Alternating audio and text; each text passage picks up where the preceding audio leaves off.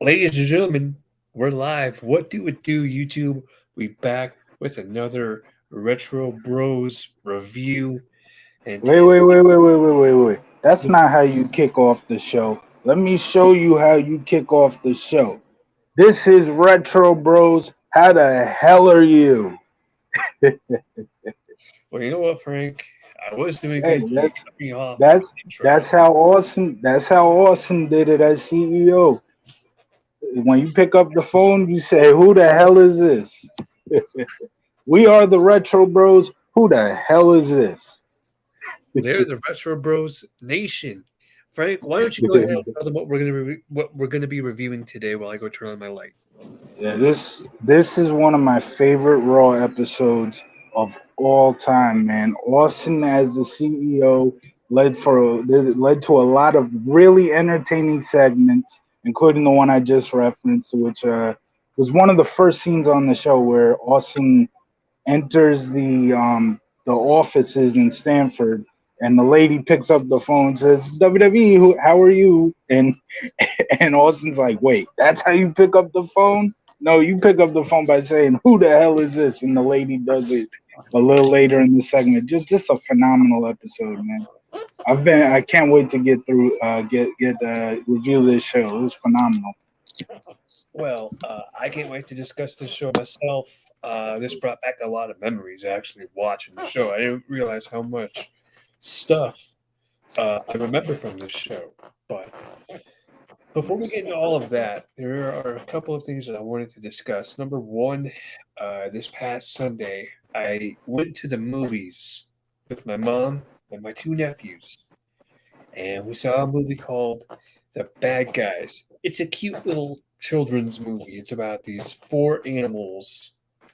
There's a snake, a shark, a wolf, a spider. Actually, it's five, and a piranha. And they're bad guys. They commit heists and they steal money and they rob places and everything. And they decided they wanted to become good. And so they pretend to be good for a while, and then they actually start to like the feeling of, hey, you're a good boy, and or you're good, and it's a really cute movie for little kids. Now that being said, you made a huge mistake here, uh, uh, Frank. I couldn't think of your name for some reason. I almost wanted to call you, but no. We decided when we went to the movie theater that we were going to give my 2-year-old nephew, and both of the boys actually, but we're going to give both the kids sugar, sugar, and then I mentioned sugar. Oh no. So Oh, they were hyper, huh? see, hyper would have been calm in comparison to what. I'll tell you what, my older nephew was great. He sat there and he watched the movie and he was awesome. Yeah. Now, a 2-year-old that got all the sugar and the candy in the world, no, that kid was Yeah. bouncing off the walls. And he was Wow. bouncing off of the wall. It was, oh my God. That's crazy. Yeah, you don't want to give 2-year-old sugar. No, yeah, not at all, man. But no, the movie was really cute. It's your typical kids movie. Bad guys want to become good, and so they go good, whatever. Yeah. They get framed for doing something that they didn't do, and it turns out that the good guy was actually the bad. It's whatever. Um, I would recommend it if you have little ones. Don't give them sugar before they see it, though. Don't do that. Yeah. Also, uh, hey, before we start off with this next subject, if you're new to the YouTube channel, do Frank and I are do Frank and I a favor. This is our YouTube channel. Do us a favor. See that button down there that says subscribe? Is it red? Does it still say subscribe? Frank, tell them what to do if it says that. If it says that, you got to click on it. Click on it. Yes. Make it gray. I promise it doesn't cost you a penny. And also hit the thumbs up on this video. Get our video out there. Share our video with the masses around the world. Let the people know what we're up to here. Let them know that hey, the Retro Bros are here and they're kicking ass and everything like that. Just show us some love. I got a new look here, by the way. I'm wearing my glasses today. I don't know why, because I never wear these things. I should, but I don't. I just decided, you know what? New look. I'll probably take them off midway through the episode. Hey, before we get into the Raw review that we're going to review, I wanted to discuss something real quick. I'm going to pull this up. Frank, have you heard about this? So Rolling Stone has dropped its 200. It's an article. The top 200 rap albums of all time. Oh, This is what we're looking at. So, as you can see right here, you got Travis Scott and Juice WRLD at 199 respectively. I don't listen to either one of these two artists. So we're gonna just kind of scroll through and see if there's anything that we should discuss here. KMD, Mr. Hood, and there's nothing really.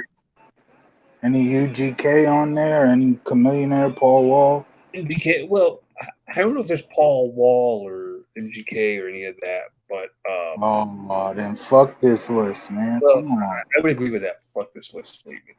At least they got Travis Scott. At least Travis Scott from Houston, so shout out to him. But I don't really listen to his stuff. Do you listen I'm more to who? Too Short? Too Short? Not really. That's a little before my time. But he was on UGK's last album. I did hear that song. He was on a song that was a little too ironic, man. The song that he was on the last UGK album was called "Life Is Too Short." Okay, and of course, Pimp C passed away shortly after that album was put out. A little too ironic there. Have you ever heard of a rapper named MC Light? She was like one of the first female rappers. No. Okay. Like just going back to last week, bro. If we talking 90s or 80s, I don't really follow that. So okay, well, there might be a few of these that you've listened to that you don't know yet. But E40 was born in 1995. Damn, I didn't know about E40 until oh man, what's the Doors Open song? How does that go again? Man, I forgot that. Damn, that's so long ago now. Yeah. Cameron was lit. I've heard. I don't have that album though, but yeah, he lit. Dipset. Mac Miller. Rest in peace. Tom McDonald had a really good line when he was dissing Mac Lethal. We kept Miller, we kept Lethal, but we lost Miller. Man. That was a nice little diss. Goody Mob, I've heard of them. Love the Law. Childish Gambino. This is America's a great song. Schoolboy Hugh. I don't even know what. Oh, there we go. Super Tight. Okay. Yeah, there you go. Pimpin' Bun. Super Tight. Okay. That should be a little higher though. Come on now. No respect for UGK 163. Come on now. Let's see. Be a little lower. See, and that your Super Tight album came in at 163. Yeah, that's what I'm saying. That should be a lot lower. Get that down there in like top 10. Come on now. You mean high? Well, yeah. But we're scrolling down. That's why I said lower. Easy. See, this is my problem here. Eric Bischoff made the list. Hey, Easy E, Eric Bischoff. Shout out to my boy Easy E. Yes. The man who put WCW on the map made the top. Well, he made the top 200. Shout out Easy E. In all seriousness, this album, Easy Does It, should be way up higher than it is, in my opinion. I loved Easy Does It. This whole album is great. And of course, in all seriousness, rest in peace, Easy. The real Easy, not Eric Bischoff. Gone way, way too soon. Yeah. The Roots. I like the Roots a lot. They're doing good stuff. Oh, DJ Screw. DJ Screw made the list. Rest in peace, DJ Screw. Mhm. But Nice. I think Easy Does It should have been at least in the top 100. Yeah. Run the Jewels. I don't really listen to it. LL Cool J's Radio. See, what are we doing here? LL Cool J Radio. That's a classic album. That should be way up higher too. That should Is be it recent bias? Is that what we're gonna see here? Or probably yeah. Oh yeah. Oh well, we'll get to that. Black Sheep, A Wolf in Sheep's Clothing. That was a good album. Common. Well, when we get to the top, when we get to the top 15 or whatever, or the top 20, I'll be like, okay, I can see what we're doing here. Tupac, Me Against the World at 134. What? J. Cole, Forest Hills Drive at 132. Playboy Cardi. I don't really listen to Playboy Cardi. Big Pun, Capital Punishment. Big Pun, didn't he perform at the WrestleMania? Yes, he did. Yes, he did. WrestleMania Rager, yeah. Yeah. Or whatever they called it. I forgot what they called it. It was right before WrestleMania 15. Yeah, no, it was the WrestleMania Rage Party.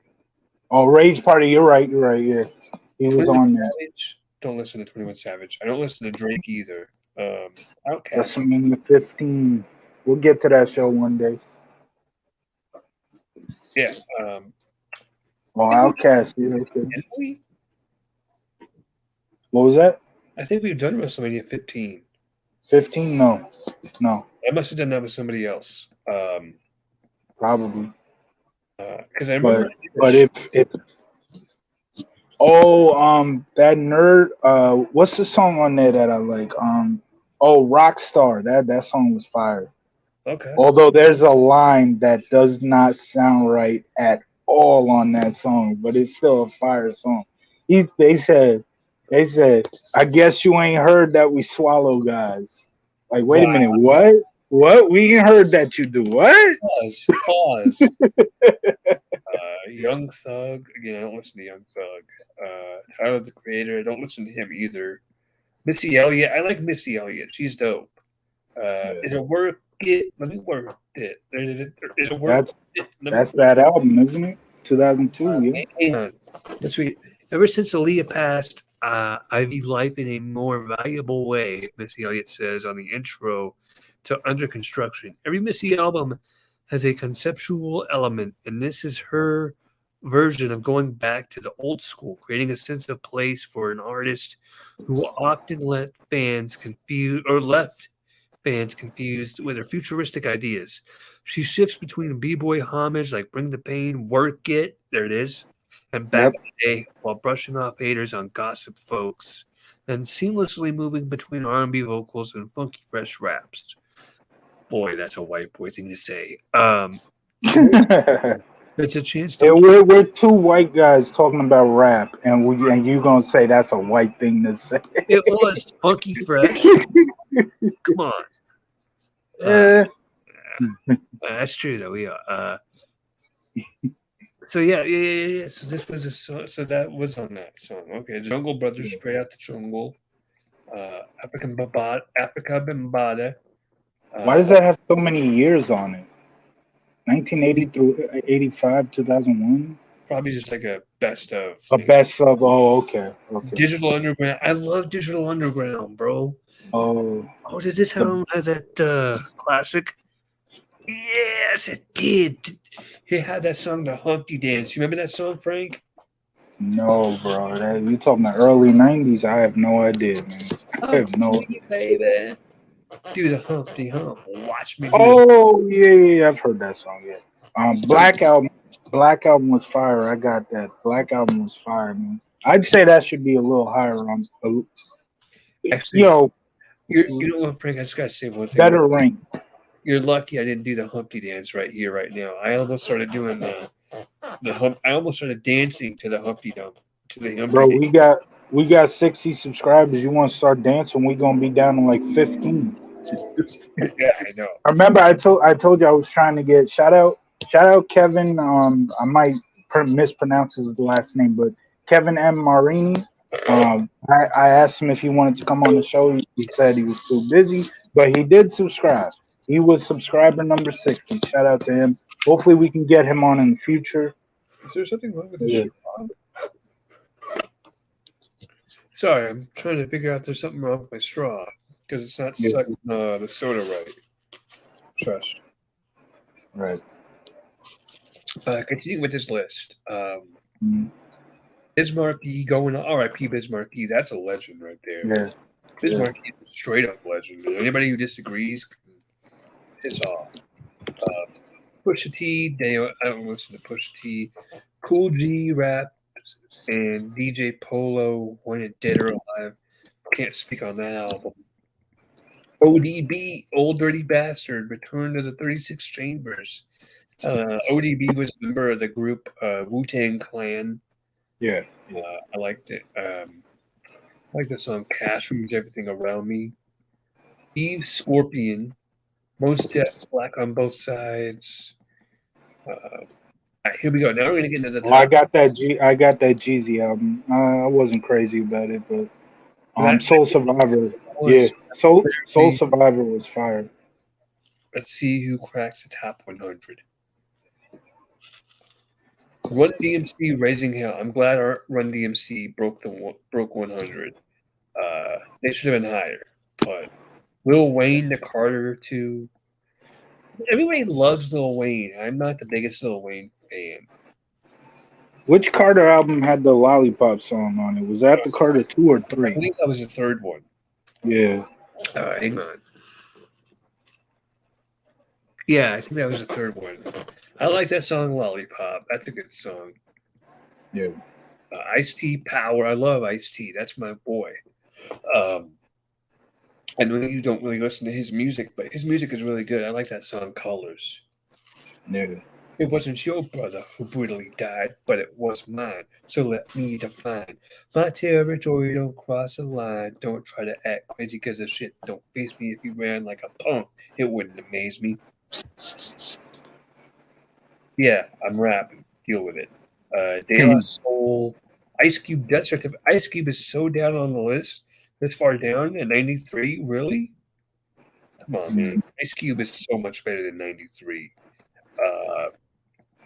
He should have been way higher. Kid Cudi, Man on the Moon. I don't really listen to Kid Cudi. Cypress Hill. I like Cypress Hill. Insane in the Membrane. Insane in the Brain. I mean, just. I don't know if you ever heard that song, but I mean, just that. Yeah, I know that song. Yeah. I love how they did those vocals. Like, you had like one guy going way up high pitch, and then the guy go, ooh, ooh. Like, it was really cool. Eminem, this right here, Frank. This right here is the kind of shit that's gonna piss me off. Look at this. Eminem, the Slim Shady LP, ranking at 85. Are you fucking kidding me? Isn't Rolling Stones like a rock thing anyway? Yeah. So these are like rock fans listing their favorite rap albums. So should we be surprised? The thing is, there's no where are they basing this opinion on? Where are they basing this list on? Like, did people vote for these things? I mean, number one, did people vote for this? Number two, if they didn't, then how do you rank them? What goes into your decision making for the rankings? Because you got to make a decision somehow. Anyway, MIA, Kyle. Oh, shout out to my boy Mark Canna. His walk up theme is Paper Planes. That song was fire too. Paper Planes. I love Mark Canna. What a pickup that was, man. Slick Rick. I like Slick Rick. Ric Flair's the man. Huh? Look at this, man. We got Ric Flair on the list. We got Eric Bischoff on the list. Man, this is crazy. Visible Planets. I like that song. Cool like that. Yeah. Earl Sweatshirt. Some raps. What the hell's up with that cover? That's really the cover album? I guess. I don't know. Weird. I'm sorry. No disrespect to the dude because I've never heard his music, but that's the worst cover album I've ever seen. Yeah, I would agree with that. That's pretty bad. No, Rock Kim, Follow the Leader. Yeah, those are pioneers in hip hop. Azalea Bank. He was pissed right off. Azalea. I don't even care what you got to say. Jay-Z and Kanye West, Watch the Throne. Quoting Mr. West, why do you think the song N-Words in Paris was called N-Words in Paris? Because N-Words was in Paris. Are you in Paris or something? I don't. Taking the Stallion Forever. Public Enemy, Fear of a Black Planet. Public Enemy was really dope. I like Public Enemy. Shout out to Flavor Flav. yeah, great tag team, man. So we got Flair on here. We got Eric Bischoff. We got Public Enemy. Man, is this a rap list or is this a wrestling list? Jesus Christ.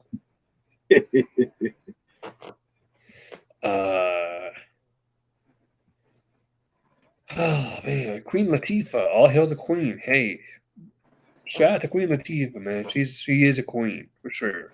The Fugees. That's what it is. Fugees. Yeah, Fugees. Ghostface Killer. Juvenile. Oh, I love Juvenile. He's a fine motherfucker. Wants to back that ass up. Call me Big Daddy when you back that ass up. Girl, who's you playing with? Back that ass up. I like that song. 6 Mafia. I didn't know that 3 6 Mafia was rapping in '95. So. Oh yeah. Huh? They were. See. They were. Yeah. Go ahead. No. Get Rich or Die Trying at 64. Really? 64. Yeah. That was an iconic album, man. I still remember when that came out. That's a surprise. And then at number 63, another iconic album, Black Star, Mos Def and Talib Kweli. That's a great album, and that song. They have a really good song. 1, 2, 3, Mos Def and Talib Kweli. I mean, come on. Oh, you mean 1, 2, 3, 619 down with POD. Also, man, this really is a wrestling list. Wow. I'm with you, Frank. I'm gonna hang up on this. Saying what's up? Nope, nobody watching. Okay, next. Kendrick Lamar 2017. Yeah, I don't really care about you. Biggie Smalls, the notorious B.I.G. Life After Death.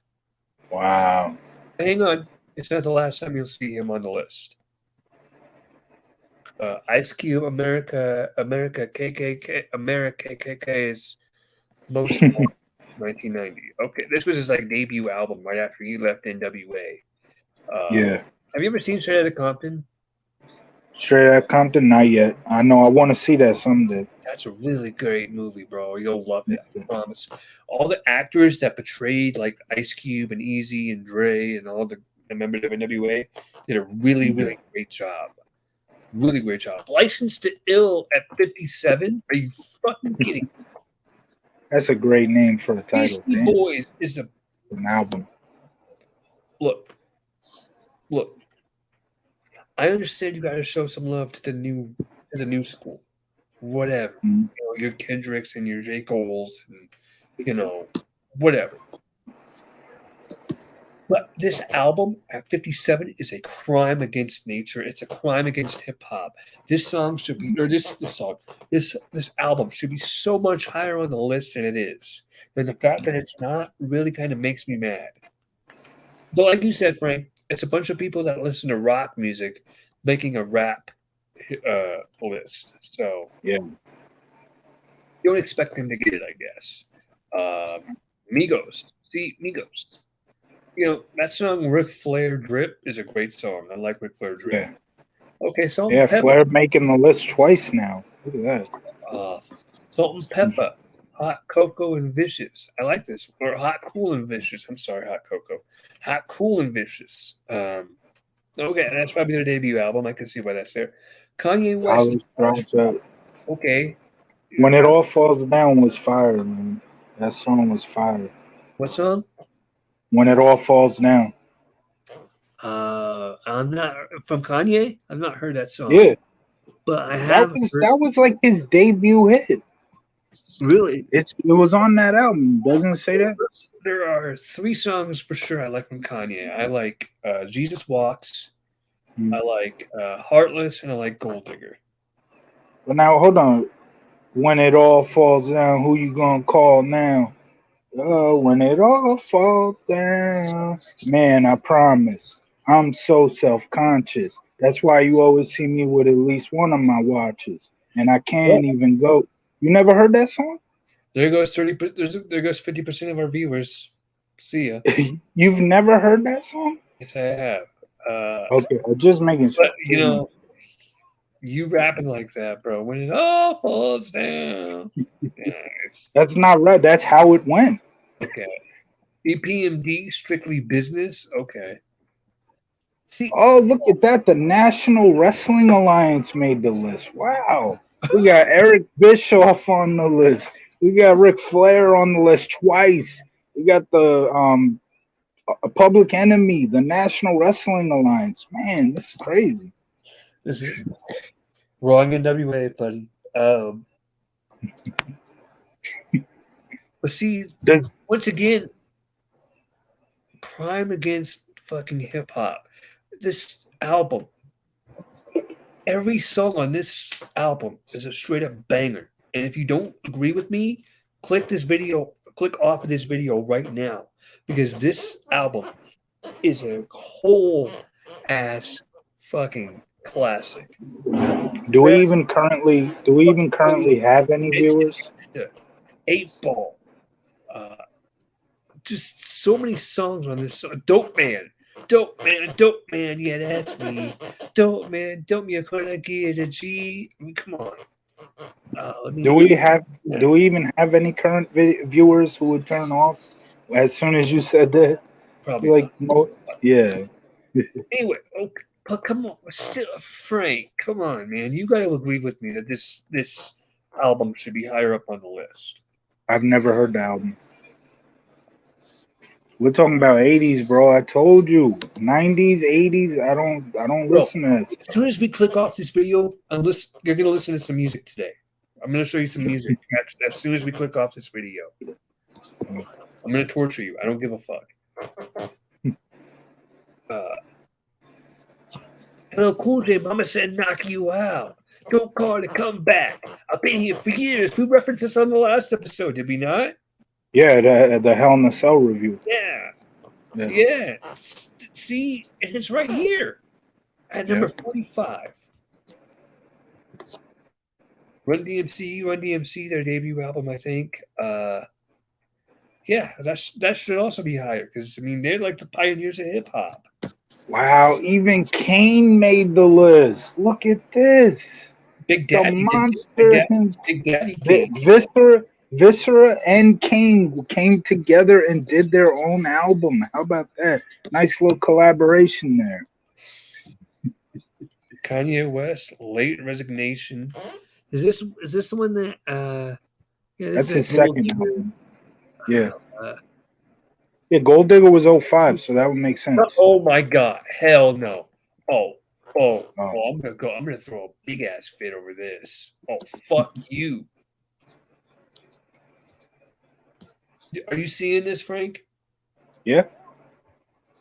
And you know exactly what I'm gonna say. Yeah, Lil Wayne, the Carter 3 is at number 39. Yeah. Yeah, But- look at that. No. You know exactly what I'm gonna say What? as it pertains to that album. Look at the year. Look at the year. 92. I told you, 80s, early 90s. I have not listened to that album, so I can't.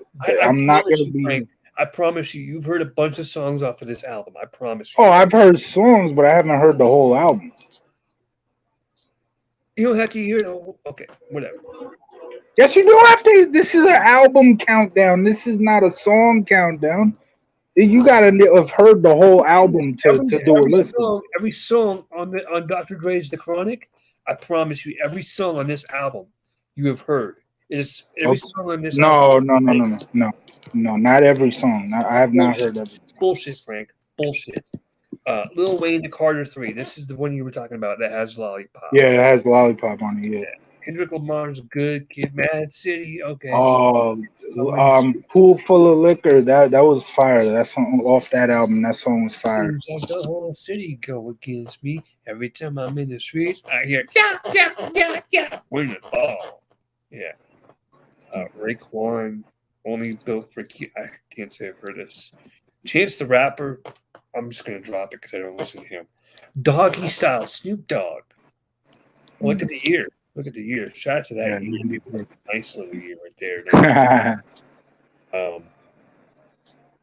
Sugar Hill. Oh, wait. Okay, that's easy. Okay. De La Soul. 3 Feet High and Rising. Does this one have that song, Me, Myself, and I? Because that was a good song. It's just myself and I. It's just me, myself, and I. Nicki Minaj. Are we really ranking Nicki Minaj higher than albums from NWA and Dr. Dre? Are we really doing this? And Beastie? I wish, just based on this list, Frank, I wish I had alcohol in this cup right now. I don't. Only soda, but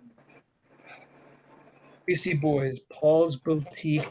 Is this the one that has Paul Revere?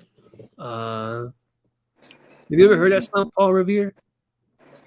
No. No, here's a little story I got to tell about 3 bad brothers you know so well. It started way back in history without see it and me, my key. God. Frank, when we end this podcast today, I'm introducing you to music, and you're going to shut up and listen. Tupac, All Eyes on Me. Tupac, All Eyes on Me. That's a classic album. That comes in the top 30. All right. Okay. Outkast, Aquamini, I don't know that. Jay-Z, Reasonable Doubt, don't know that one. That came out in 96. He was rapping in 96. Wow. Oh, yeah. Jay-Z started a long time ago. See, this one should easily be top 10. Marshall Mathers LP. That should easily be the top fucking 10. Easy.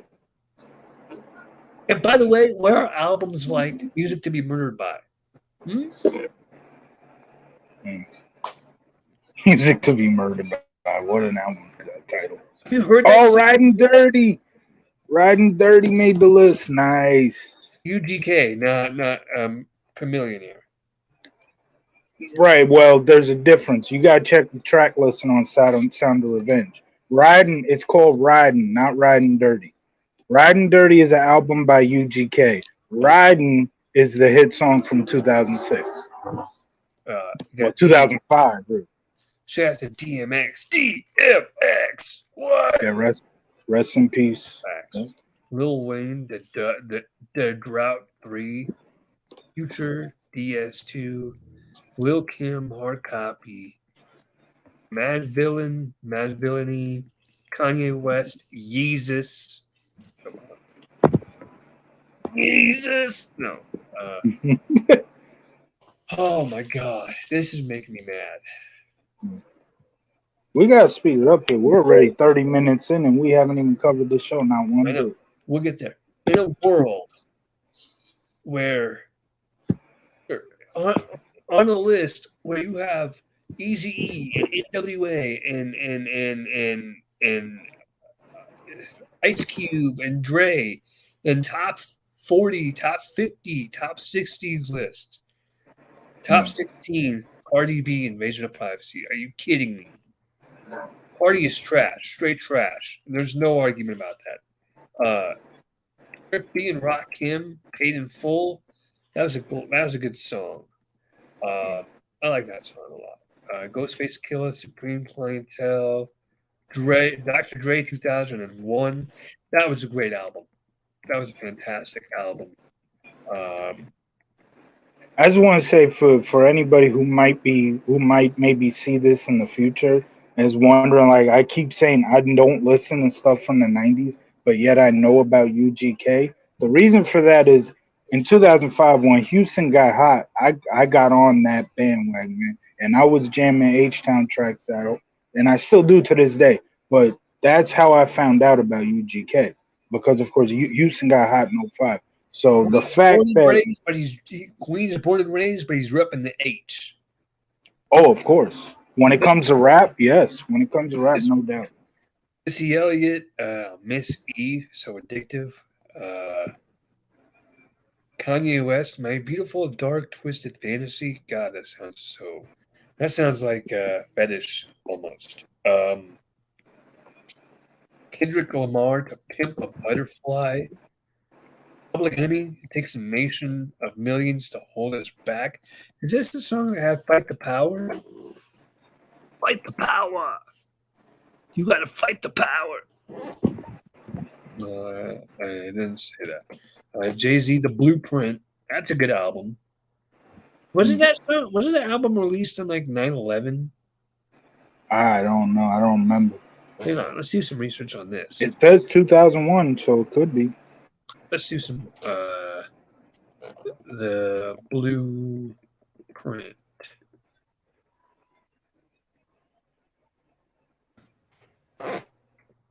It released September 11, 2001. Yep. On the exact date? Yeah. Wow, damn. It was recorded from May through July of 2001, and it was released in September 11, 2001. Wow. Let's see how it did. Reception and impact. The Blueprint received rave reviews from critics.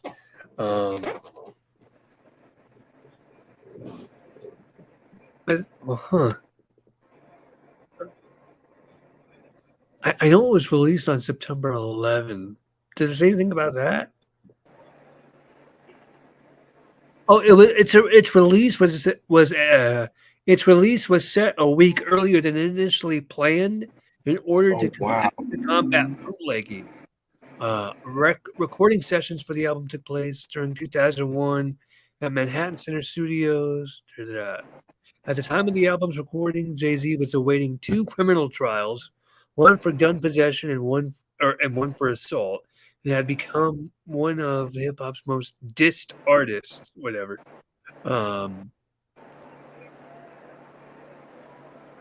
Okay, despite its release coinciding with the September 11th attacks, it sold over 427,000 copies in its opening week and debuted at number 1 in the U.S., holding the spot for 3 weeks. It was later certified 2-time multiple platinum by the RIAA. So there you go. Wow. Wow. The album was selected in 2019. The album. Hang on, let me read this again. In 2019, the album was selected by the Library of Congress for preservation in the United States National Recording Registry for being culturally, historically, or aesthetically significant in the first century created in the 21st century. Okay, cool. So there's that. Number 2, Outkast, Stank on Ya. And number 1, the Notorious B.I.G. Ready to Die. It's not really recency bias. It got big on the as number 1, and there was a lot of old stuff on that top 10. Yeah. So there you go. That's the list. If you have a problem with it, don't take it up with me because I have nothing to do with making that list. Go ahead and blame the morons over at Rolling Stone. Yes, thank you. I didn't call them morons. You did. Just in case somebody who writes at Rolling Stone wants to come at us, it's him. Hey, you know what, Rolling Stone? Next time, here, Rolling Stone, look me in the eyes because I'm talking to you. Rolling Stone, next time you guys want to make a hip hop list, do it right, or don't do it at all. No Houston in the top 10, bro. That's my problem. That's my issue. Rolling Stone, come on. But at least UGK made the list twice, so I got love for them for that list. For that, I got love for the list for that fact. Before we get to the show, there's 2 other things I wanted to discuss. Number 1 is I have a little bit of a beef with a fellow YouTube channel. Title Match, yeah. Title Match Wrestling. Yeah. Yesterday, I went to their website and I signed up for a subscription thing for the $9.99 thing. And It wouldn't let me log. So when I signed up for it, I signed up for it on my mom's computer. She helped me sign up for it through her computer. Yeah. Then I came into my room to sign up to sign into that account on my computer. Well, we couldn't find your account. Your account was not found. Yeah. What the fuck? Seriously? Okay. So we switched the email around. Go do it again. Same thing. Yeah. Fuck. So then we try a whole different email. And we paid for it again. For a third time. Well, your account's blocked for 24 hours. That's crazy. So we're gonna try again tonight when my ban is up, when my little block is up. I don't have high hopes, but I'm just that whole thing is just kind of frustrating. So, and then the other thing I wanted to discuss, I don't know if you heard about this, Frank, but Jeff Hardy. Yeah, I know. I know. Jeff Hardy was arrested yesterday morning for DUI. Hmm. Yeah, that's right, DUI. What's it gonna take for him to get it? All I can say is I hope he gets it before it's too late. I feel terrible for the dude, man. He's got an addiction, and You know, yeah, I feel bad, it's not that he. but at some point, because like his license was suspended, and look, if you have a drinking problem, I feel bad for you. You know, I do. I have a drinking problem myself, but so I'm not perfect in that situation. So I'm not going to judge him for having alcohol problems, whatever. But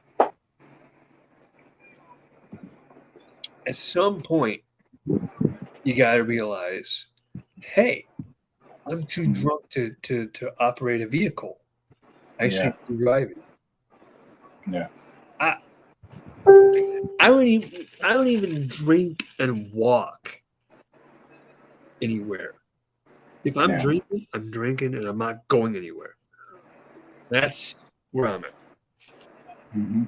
I don't know what possesses Jeff Hardy to think that he can get behind the wheel while intoxicated. But here's the thing. Jeff needs help. And WWE recognizes this. And I owe WWE an apology here. So WWE, I will publicly apologize to you guys. You were right to offer him rehab. Why did you think they were wrong in the first place, though? Why did I think that they were wrong? Because at that time, it didn't seem he needed it. At that time, he seemed like he had his head on straight. Okay, yeah, Okay, walked. but He often walked out in the middle of a match. Okay, whatever. Whatever. okay, but That's wrong. That's hold on. Are you working behind the scenes for WWE? no. People at WWE are. They Yeah. know what's going on. Just Okay. because what happens in a dirt sheet, what you read in a dirt sheet, Well, or hang what a on. guy looks like on TV, doesn't mean that's what's going on behind the scenes. Okay. Well, hang on. Because then they had him take a drug test and stuff like, and he passed with flying colors, Hmm. and he was still released. Now, in hindsight, WWE was right for releasing him because it's just a liability. He is. And now he's in AEW. He's in AEW where he's a shell of his former self. Hmm. Let's be real. Jeff Hardy is not the Jeff Hardy from the 2000s, from the 90s. He's not. He's broken down a lot. You know, for as much crap as I want to give WWE for that 24/7 stuff that they do, Jeff Hardy, that probably would have been the best role for Jeff Hardy to be in, just going after that. That's all I gotta say on this Jeff Hardy Yeah, situation. all I can say is Mark Madden said it best. Thoughts and prayers with Jeff Hardy. And Yeah, shout out to Mark Madden. He put it right. Okay, All time folks. great. This next portion of the show, this portion of the show, is brought to you by Frank. Frank, take it away. Yeah, well, shout out to the man who wrote this show too, Vince Russo, because man, I'm a big Vince Russo follower. I've said that on this show plenty of times. I say that on my Facebook. If you're Facebook friends with me, you know that. I recently, yesterday, subscribed to the brand for the first time in years, man. And I told Vince actually ended up doing a live stream that night, the night I subscribed. So I was like, "Oh, Vince is live. Let me tell him, hey, I subscribed." And he responded. He shouted me out. So shout out to him for that. Cool dude, man. Cool dude, and one hell of a television writer. And you're about to find that out right here as we go through what, in my opinion, is one of the best Raws of all time, man. So this is June 14th, 1999. Folks, before he goes on, let me just say, his opinion is about as valid as Rolling Stones on hip hop music. Also, so Rolling Stones got it right, is what you're saying. No. This show is from the Centrum. No, it's located in Centrum, Worcester, Massachusetts. Of course, it's Lawler and JR on commentary. So we kicked this off showing last week, recap of last week, The Higher Power, one of the more memorable Raw segments of all time. Who wrote that, by the way, Christian? Who wrote that? I'm asking a question. Who wrote that? Vince Russo, probably. Yes, Vince Russo and Ed Ferrara, the two greatest writers in the history of the business. So we kick it off after, of course, the higher power turned out to be Vince McMahon. I'm gonna say this real quick. You could tell that Russo wrote this show. I mean, let me before you continue, but let me just say, the matches tonight, the match type. I won't say who's in these matches. I'll just say the match types. You can tell Russo is behind all of this because you have a dog pound match. You have a blind date match. You have a David and Goliath match, a straight jacket match, a handicap match for the tag team titles. I don't think the tag titles were on the line, but there was a handicap match. It says the belts were on the line here, so okay. Go ahead. And another reason how you can tell this is a Russo show, the matches were short, and that's why I love Vince Russo, man. Weekly shows are not about wrestling. It's about storyline advancement, and you want your storyline advancement, you get it on this show. This is freaking phenomenal, man. So yeah, we cover the higher power angle because that was revealed the week before. I love how it's revealed to be Vince. So Vince at the whole time was having his own daughter being abducted, and later in the year, there's Stephanie turns on Vince at Armageddon, the final pay-per-view. Yeah. And that was one of her reasonings. You had me abducted. You think I'm going to stand with you after that? I love that, using an old storyline to, connect a new storyline. I love the way they did that. That was good booking. Yeah. Writing. I hate that term, booking. I hate that term so damn much, man. That was good writing. I'm sorry. Yes, thank you. It wasn't about wins and losses. That's booking for you, where it's all about wins and losses and blah blah blah, and who cares anyway. So after that recap, they show Austin at the headquarters. This is what I referenced early in the show. He arrives at the headquarters. The woman's on the phone. She said, "WWE, hello, WWE." These segments were fucking golden. I love these segments. Yes. These segments were beautiful. I loved them. Hilarious. She gives the whole business type of, hello, WWE, who's this? And Austin stops her and says, "That's not how you pick up the phone when I'm running things." Yeah. And he said, "Yeah." Yep, that's how you pick up the phone. Who the hell is this? What the hell do you want? It was hilarious.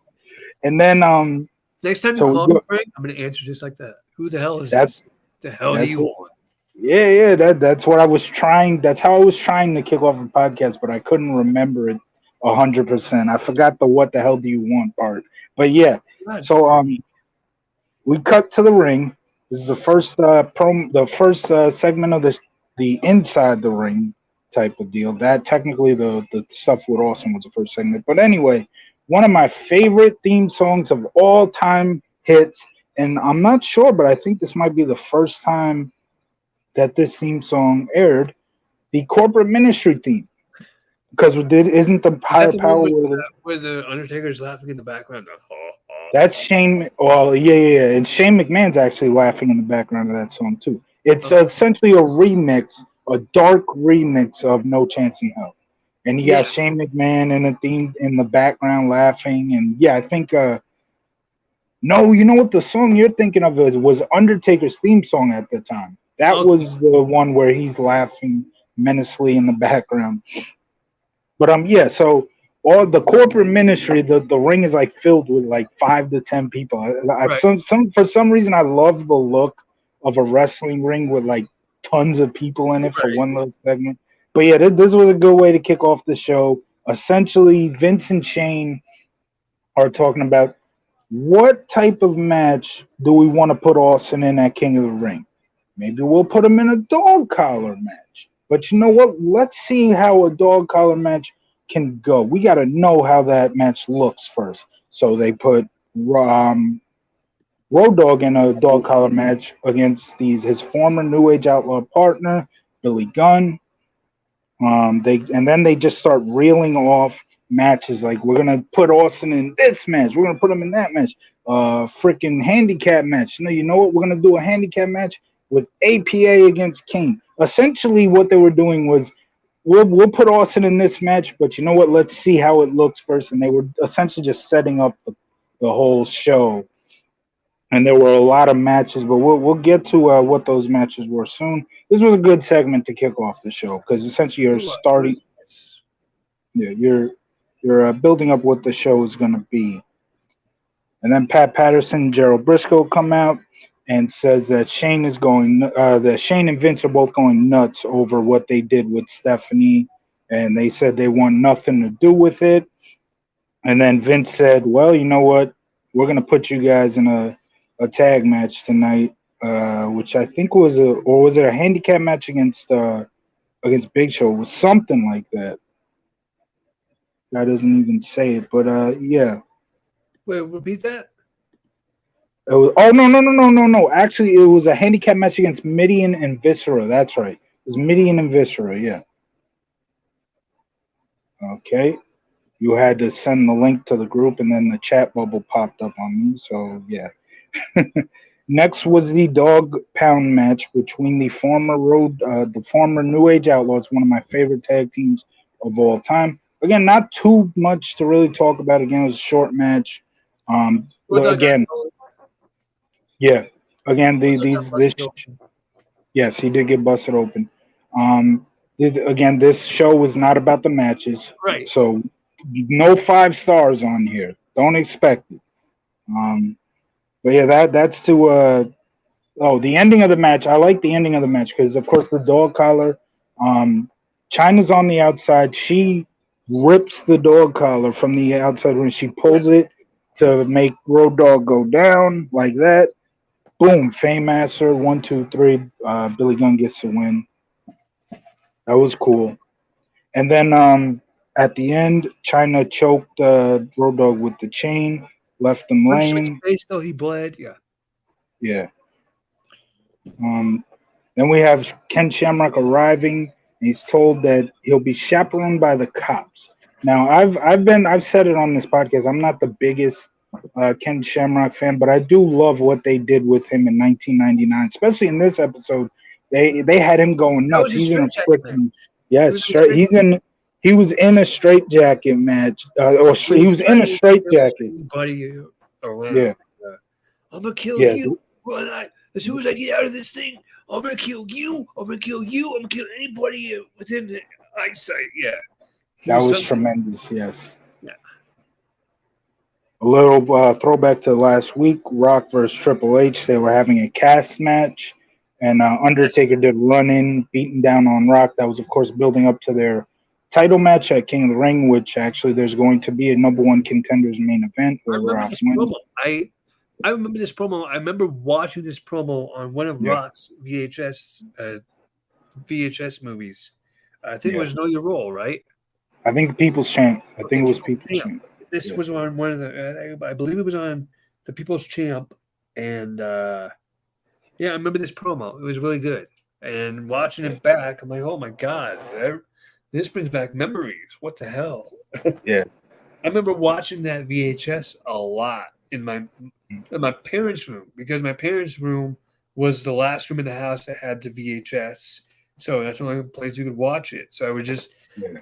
I would always sit like the edge of at the edge of the bed and put the VHS in, and and their bed and their TV also like was like a dresser. So Yeah. like I would kick my feet up on top of their like dress on just like this. So like the TV would be right here, my feet would be right here. I'd be leaning back and watching. I was that close. Right. Go ahead. The memories, you remember these things, but go ahead. Oh, of course, of course. So this was a great segment. Rock, of course, cutting a promo. I mean, of course, it's going to be great. He tells Undertaker that you can take your head and shove it straight, you know where. Then Undertaker comes out, and Your 33-pound head, yeah. yes, which is You know, connected to your, his head. So your Mickey Mouse tattoos. yeah, yeah, his head is connected. So of course, we do not see him do what Rock told him to do with his No, head. unfortunately. Um, Nobody yeah, ever did. Paul Bearer was holding the mic for Undertaker, which was kind of cool. And Undertaker, of course, says this isn't time to sing along with The Rock, and rhyme time is over, and stuff like that. And then that's where they set up the non-title match for the end of the night. Winner earns a shot at the title. Good segment, Yeah. definitely. By the way, Oh, and oops. By the way, folks, just for any confusion, Frank is on the right. I'm Christian. Frank is on the right. I know we yeah. kind of look alike now with our glasses and our hat. I'm If better. you see Met stuff, it's me. That's right. If you see Mickey Mouse, hey, shout out to Mickey, baby. With Mickey your the Mickey Mouse tattoos. Mickey the goat. Anyway, go ahead. So Shane says that there will be a stipulation for the match, and we will find out 5 minutes before it starts. Jeff Jarrett and Deborah. This was a weird little segment here. Jeff Jarrett and Deborah are walking to the ring. You know, they're backstage. They're getting ready to come out because the women's title is on the line next. Right. And some guy carrying a chain just runs by him, and like there's no explanation at any point in the show. There's like no explanation as to why this happens, but I think it's to get Jeff Jarrett's character. He looks over at Deborah's like that guy tried to hit on you. Like he ran by Jeff Jarrett, but meanwhile Jeff Jarrett's like, is that guy trying to hit on you? Which I think that's why for just that line, which it was kind of a funny line.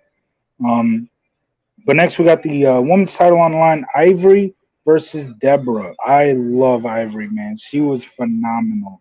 And she gets the win here, thanks to Nicole Bass coming out. And as Deborah is choking Ivory out with her like purple scarf, Ivory's purple scarf, Nicole Bass comes out, choke slams Deborah. The referee's being distracted by Jeff Jarrett, which is unintentional on Jeff Jarrett's behalf, of course. He's trying to distract her, the ref, because Deborah's, of course, choking out Ivory. But Right. it ends up going in Ivory's favor because of Nicole Bass' interference. Ivory gets the win. She is the new women's champion. And yeah, one of the more underrated women of the Attitude Era, Ivory. Absolutely. And now we go back to the headquarters where all the great stuff from this episode happened. That's where the magic was this week, folks. Was at the Yes. Go ahead. Well, the magic was really the whole show, but yeah, there were a lot of great stuff in the headquarters. Austin throws a copy of magazines about himself and beer, and he fired one of the vice presidents. He's like, "What's your name? Who are you?" And he says, "And it's like, well, whatever, you're fired." Yeah, you're fired. And then he replaces him with the computer guy or something, or no, he replaced him with somebody else. I forgot who it was. But then Austin pulls out a briefcase full of beer. He's sitting at a table like, a business where everybody's having a business meeting. With all those guys, right? Yes. Yeah. Oh, I gotta cover this. Let me cover this one. So they're sitting at a big table, like a big office table. And he asks people, "Hey, who are you? Who are you?" And he asks that one guy, he's like, "Who are you?" "Well, I'm Bob. I do this, blah blah blah." "Well, you're fired. Get out of here. Go." And then he goes, "You," and he points at the janitor. "You want a promotion?" "Hell yeah!" "Well, get your ass over. You sit down. Here's the deal, right? When I tell you you want a beer, you're gonna hand me a beer. You're gonna open it for me. I want it open. So he hands him the beer, and he's drinking the beer, and he goes, "Okay. So here's what we're gonna do. We're gonna drink until we pass out. Whoever's left standing still has a job." Yeah, that was tremendous. Absolutely phenomenal segment. And then right before they go into break, Patterson is trying to leave, and Gerald Briscoe tells him to stay and fight. Next, you have Test and Big Boss Man. This is a blind date match, but it's really a blindfold match where Test is blindfolded, and so this was essentially payback because Test, of course, at this time is storyline wise dating Stephanie, and Test essentially just Big Boss Man essentially just beats Test down with the nightstick. Stephanie interfered after the match on Test's behalf to call off Boss Man, and Boss Man just leaves the ring. Now we go back to headquarters. Austin goes to Human Resources, finds a guy, and finds a guy in a tie, and he hands the guy a beer and tells him to read a magazine. The magazine is an awesome magazine that WWE had published around that time. They released, and he tells him that I'm gonna quiz you on this later, or I might quiz you on this later. So I need you to read this whole magazine. And then he asks him what Austin 316 means, and the guy says he doesn't know. So Austin gives him some charisma lessons. It was a great segment, man. Mm-hmm. It was hilarious. Next, we got X-Pac and Big Show. Nice little segment right here. X-Pac in 1999, I loved him with that that underdog character that he had. So X-Pac is put in a match with Big Show. Both of them are babyface. So of course Big Show doesn't want to do this. He's like, because this is punishment from Shane McMahon. You're gonna go up against Big Show because essentially I hate you. So Big Show tells him, you don't have to do this. X-Pac responds by saying, "Hey, I might get my ass kicked, but it doesn't matter. I've got my ass kicked before, and if I get it kicked again, I'm gonna fight."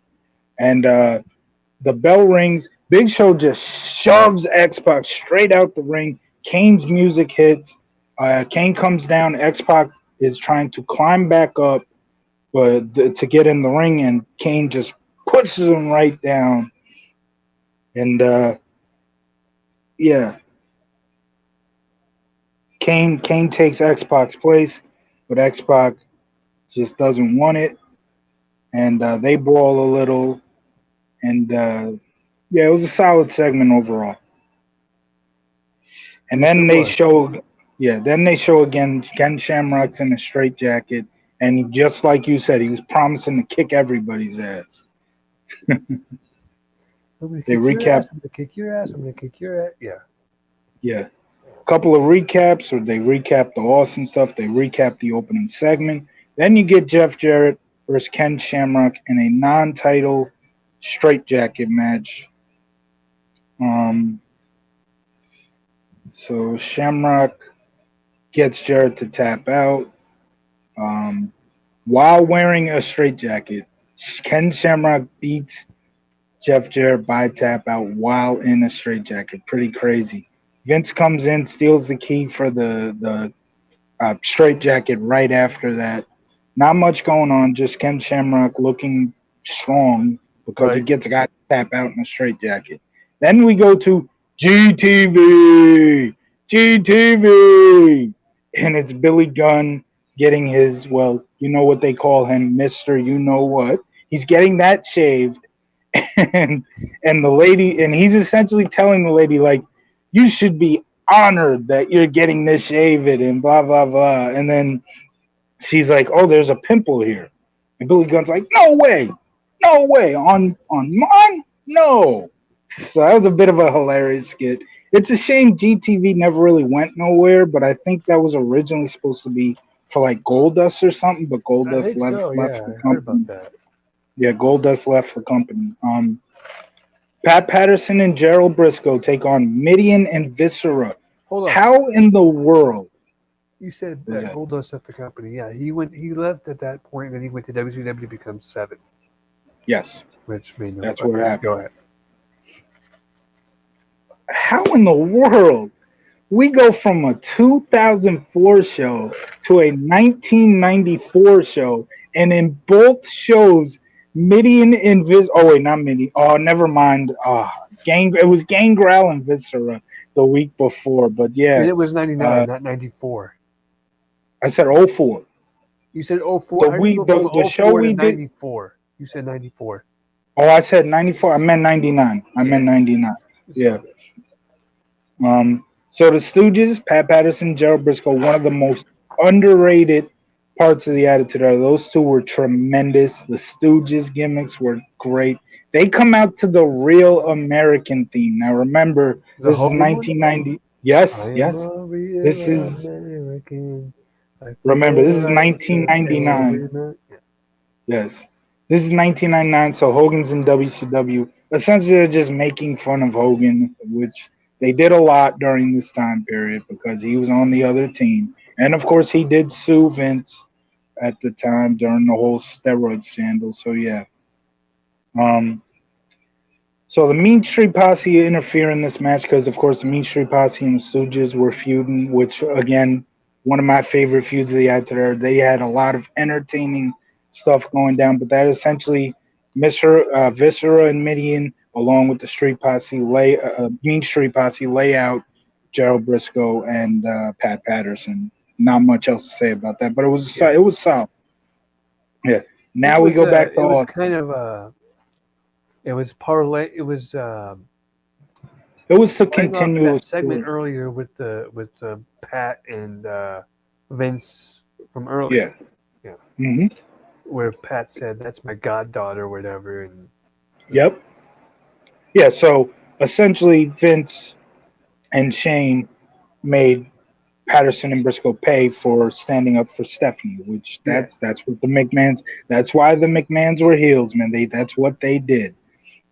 If you ain't with us, you're gonna pay. No chance in hell if you're with us. If you're against us, I mean. So Austin goes to accounting and he wants to see some numbers and some of some of the losses is because of Mick Foley's medical bills, and Shane's salary is now the beer budget. Oh no! What he says is some of Vince's salary is going to Mick Foley's medical bills, and Shane's salary is now the beer budget. That's tremendous. That is tremendous. This is the match that you said was for the tag titles. Kane. Oh no, you were right. Okay, Kane. Yes, Kane versus the Acolytes for the tag team titles. Yeah. Hang on, Frank. I gotta ask you, how'd that taste coming out of your mouth, saying I was right? How'd that feel? Hey, you were right about one little thing. You gotta throw you a W sometimes. I take W's all day, every day, bro. What do you mean? That's the first W you've taken ever. So let me just see what happens here. What are your thoughts on this match while I just look at what happened? Oh, you left me. What the hell, man? So essentially, Bradshaw and Farouk put a beat down on Kane that included some chair shots, belly to back suplex into a neck breaker, got the pin. Again, not exactly a match. Again, this is the attitude era. It's not about the matches, but Hold up, the Frank. AP, Hold up. the acolytes retained. Hold up. You What? said that was the first W I've taken ever? Yes. Bro, what? What do you mean? What is that? For being the worst podcaster in the world? Nice. 2007 American Champions. Nice. Oh, hang on. There you go, right there. Yeah. Hold up.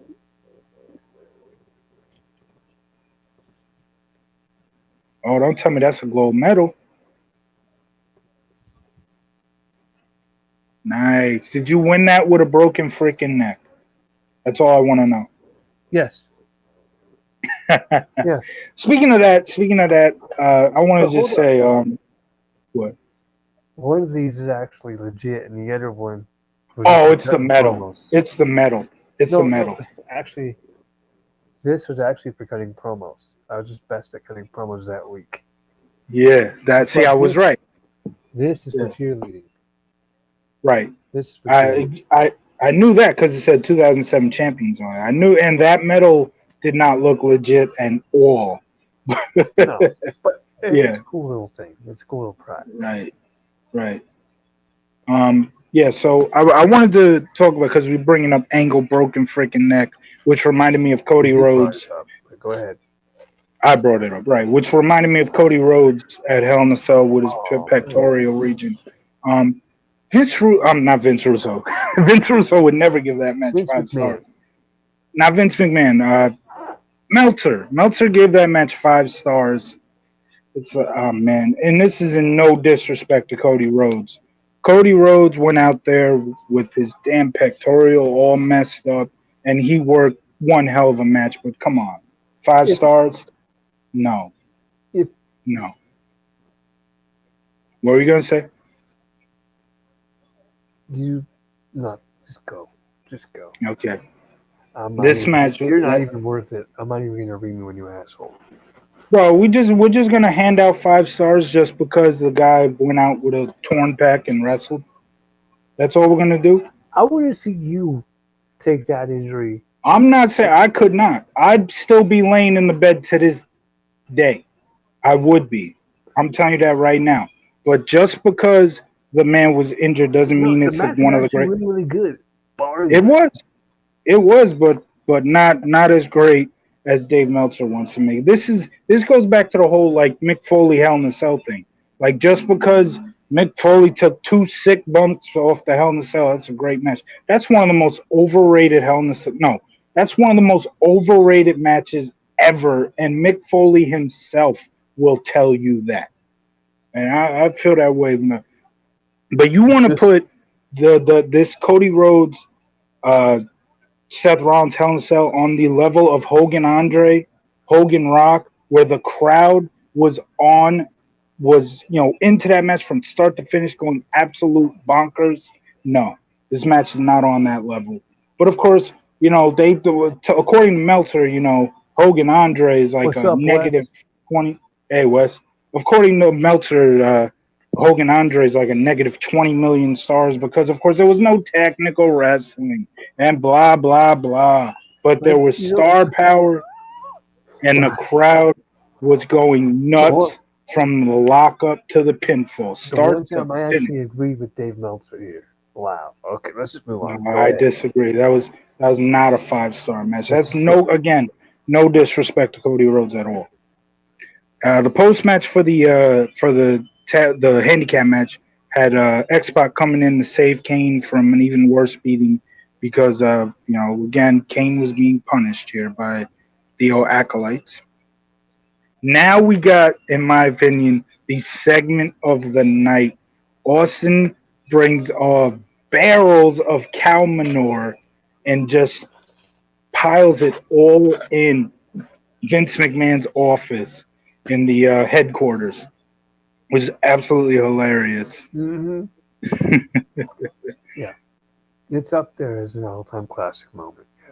Yeah. Just pours the manure in his office. Yeah, that's. And because of that, Vince and Shane take issue, of course, and that is where they come up with the Well, wouldn't you? stipulation. Of course, if I owned a multi-million-dollar business and I had a corporate office and one of my workers freaking dumped cow manure in my office in that corporate building, of course that guy would not work for me anymore. Someone's getting fired that day. You're damn right. You're damn right. And of course, with this being WWE, the guy who would probably get fired would probably be JR. Yeah. For those of you who have not seen the the Return to USA episode of Raw, Austin stunners every McMahon from poor Stephanie to Vince to Shane to Linda, and at the end of the night, Vince is leaving, and just before he gets in his limo, I think it was Coach interviews him. He's like, "What are your thoughts on what happened tonight?" Thanks, Wes. Vince looks at him, says, "Somebody's getting fired over this." And then the very next week, it turned out to be JR who got fired, who had absolutely nothing to do with it. But he's like, he's Austin's best friend, so you're done. And like I said, that was like the only time Linda McMahon ever turned heel, because like Linda was the one who fired him. Well, she got this heel against Mick Foley one night. She what? You said she turned heel against Mick Foley one night, like she low blowed him. Did she? Maybe she did. I don't know. Anyway, move on. So anyway, they take issue with the cow manure, of course, Shane and Vince do, and that is where they come up with the stipulation for the ladder match at King. I like that. I'm gonna start saying stipulation. For the ladder match at ALATION. I like that. I'm gonna start saying instead of stipulation.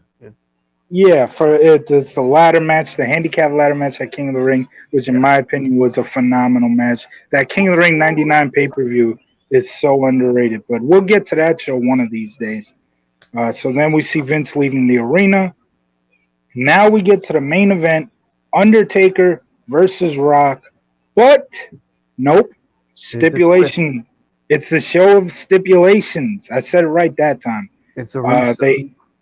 It's a Russo. The greatest, of course, and that's why it was so damn good.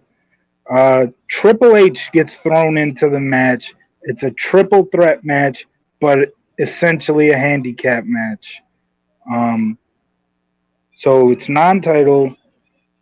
It starts out with double teaming on The Rock, and this was a solid little match. Rock got the win. Thanks to interference, I think, by Chyna. She low-blowed Undertaker but she was trying to help out Triple H, of course. And but Rock was the one who picked up the win thanks to that. And so Rock gets his title shot at King of the Ring. Solid little way to end the show. Decent match. Rock, Undertaker at King of the Ring, great match, man. And again, I said it, this is one of my favorite Raw shows of all time. Probably one show that would give it a run for its money is the episode in 2000 where they reveal that it was Rikishi who ran down Austin. I absolutely love that. I did it for The Rock. Yeah. What was that? I did it for The Rock. Yes, I did it for The Rock. That episode, the whole thing with Mick Foley just interrogating everybody throughout the show. That was so fun. Mick Foley as the commissioner is one of the greatest Raw stuff you would ever see. Him as the commissioner in 2000 led to a lot of entertaining segments. And that's his show, man. The June 14th, 1999 episode of Raw, which is the anniversary today of that episode. Yeah. It says June 14th. And June 14th, how many years has it been? 13th year? 13? Yeah, something like that. Wait, no. 23rd, I believe. Yeah, it's got to be 23rd, yeah. Yeah, 23rd. 23rd? No, it can't. We're not mathematicians over here, folks. So 23rd? just No, in case you didn't. it's 23rd. It's just crazy because I have a cousin who was Well, born think of it this. Yeah. Well, think of this: the 10th year would have been 2009. 2009. The 20th year is 2019. So Yeah, 20, 21, 22. yeah. It's the 23rd anniversary. Yes. Mm-hmm. It's one of my favorite Raws, as I've been saying this whole time. It's one of my favorite Raws of all time. What do you think about it? The show was really show was solid. The matches were short. It wasn't about the matches. The weekly shows really aren't about matches. Nowadays you'll get like one or two like great matches. Wait. Nowadays, you want to talk Yeah. about nowadays? Yeah. Nowadays, you'll get a 2-hour show, or depending on Raw, a 3-hour show with nothing but matches and Right. a little bit of storyline. I will say this: last week's Raw, not yesterday because I haven't seen it yet. Last week's Raw was pretty decent. It had a nice storyline I'll be honest. I advancement. fell asleep watching Raw last night. They closed out the show with a pose down between Lashley and Theory. So I could see some entertainment in that, especially. Yeah, I could see some entertainment. I haven't watched the show yet, so I can't really. I did like that they had Liv Morgan and Alexa Bliss team up. Oh yes, they teamed up and they faced Doudrop and Nicki ASH, and they won. So yeah, but especially nowadays, a weekly show like this. First of all, the internet would have killed it. There's no wrestling on the show. Oh my gosh. But yeah, nowadays you get a 2-hour weekly show. Like for example, Dynamite. AEW is the worst at it. An AEW show has nothing but matches. I don't really watch AEW Dynamite, so I'm not going to comment on that. But and I can't blame you. But every once in a while I tune in, especially a couple weeks ago because the whole MJF thing. The MJF thing. I'm telling you, like I said, if it's a work, they got something. If that was a legitimate shoot and he's legitimately going to walk out on their company, then that's a pointless segment. But I still think it's a work. I think they really got something. But follow up that episode. You follow up that episode with just. I watched like the first hour and turned it off. I couldn't get into it. There'll be a couple of backstage segments. There'll be a couple. Battle Royal. What? Did you see the Battle Royal, the Joker's Battle Royal, or whatever? Was that what kicked off the show, right? I believe it was, yeah. Then I did see it. But yeah, I didn't have much interest in it, but I did see it. Well, the show we're going to cover next week, a lot of people may have interest in that. Ladies and gentlemen, next week we're going to cover ECW One Night Stand 2005. And guys, on behalf of myself, I mean, we're going from a tremendous Raw episode to an ECW event, guys. That's all Christian. I apologize on Christian's behalf that we are going from that tremendous Raw to an ECW show. But don't forget though. People love the show, Frank. People love ECW. I don't hate the show. I'll tell you that. But I'm not the biggest ECW guy in the world. Okay. So I'm just going to say that. I wasn't either. But the show was a good nostalgia feel. There's a lot of It was okay. It was okay. But we're gonna review after that, as you see by my Twitter handle, WWE 9096, I have a big following with that Twitter. So try to help promote the podcast, because of course we get nobody views our stuff except for Wes. So following the ECW When I Stand review, we are going shows from the mid 2000s or from the mid 90s. Not every show we do, but at least what we're gonna do after one night of talking about burning tables and all that crazy blah blah blah, and whatever. 93. Yes, SummerSlam '93, one of my favorite SummerSlams of all time. I cannot wait to talk about Luger and Yokozuna. If you follow my Twitter account, heck, you might know my feelings on that match. I even was talking about it today. I gave a hot take on that Twitter account today. Yesterday was the 29th anniversary of King of the Ring 93, and that is regarded as possibly not just the best pay-per-view of 93 for WWE, but probably the best pay-per-view of the new generation era. My hot take was, I don't hate that show. I absolutely love King of the Ring 93, but my hot take, SummerSlam 93 was better than King of the Ring 93. And of course, is hot garbage. No, I'm just kidding. We all know why the internet loves King of the Ring 93. You got 3 Bret Hart matches, which I'm not complaining about that at all, because Bret faced 3 different type of opponents, and all had great matches with all of them. Different. But sorry. But give me SummerSlam 93 over that. And again, I apologize on behalf of Christian that we are taking you from one of the greatest Raws of all time to frickin' burning tables. We're taking you to the extreme. No. The extreme, yeah. I'll in tribute, right when we go on the air, this table that I use to set my phone down to record, I will set it on fire for everybody. And of course, for those who think I'm serious, no, I'm not serious. I'm not about to burn. If Frank acts up, I will take this chair and I will bash him in the head with it. But first set it on fire, then bash me over the head. Yeah. No, I'll wrap it in barbed wire and then set it on fire and then bash you in the head. See, the first time I ever saw a barbed wire steel chair, again, I did not grow. I became a fan in 2002, so I never saw ECW at this point. First time I ever saw a barbed wire steel chair, the Vengeance 2005 pay-per-view, Hell in a Cell, which, by the way, the Batista Triple H Hell in a Cell at Vengeance 2005, far better than Cody Seth, far better than Taker Mankind. And that was the first time I ever saw a barbed wire steel chair. I saw that on pay-per-view that night. I'm like, what in the hell is that? Like, that looks cool. Once again, folks, his hot take is hot garbage. But that's gonna. Like I said, though, hold on. Like I said, it's no disrespect whatsoever. I don't want people to think I'm, making like dissing Cody Rhodes. Like, look, the dude is a tough motherfucker to go out there and wrestle with a torn pec. I'd still be laying in a hospital bed to this day.